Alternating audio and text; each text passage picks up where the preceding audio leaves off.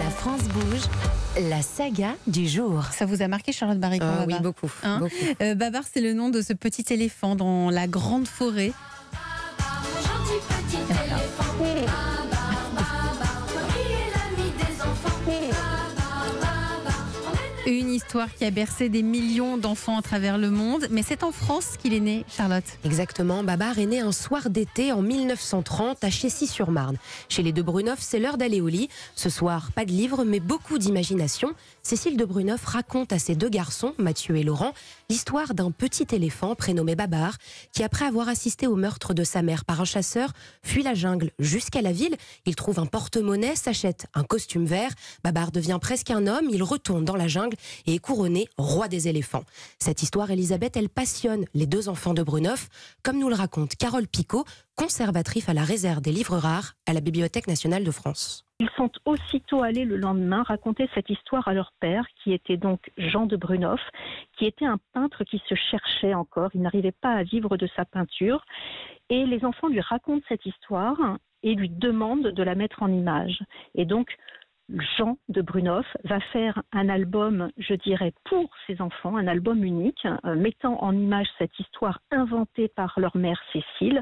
Et c'est de là que va partir la saga de Babar. Mais Charlotte, comment on passe d'une petite histoire de table de chevet à un succès international, planétaire? Eh bien, c'est que Babar est une entreprise familiale et ce n'est pas n'importe quelle famille. Les deux Bruneuf sont des littéraires, ils ont une maison d'édition, le Jardin des Modes, et tout le monde met la main à la pâte.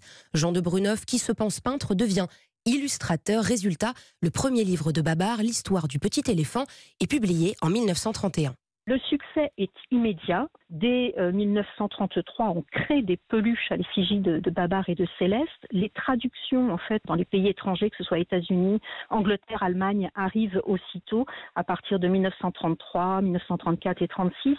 Donc c'est vraiment tout de suite un très très grand succès qui fait que le Jardin des Modes, cette petite maison d'édition qui n'a plus les épaules assez larges pour porter ce succès, et passe le relais à la maison d'édition Hachette en 1936. 7 livres Babar sortent du vivant de Jean de Bruneuf, mais à sa mort, l'aventure de ce petit éléphant est loin d'être terminée, Charlotte. Oui, c'est son fils Laurent, celui qui a entendu pour la première fois cette belle histoire, qui a écrit la suite dès 1946.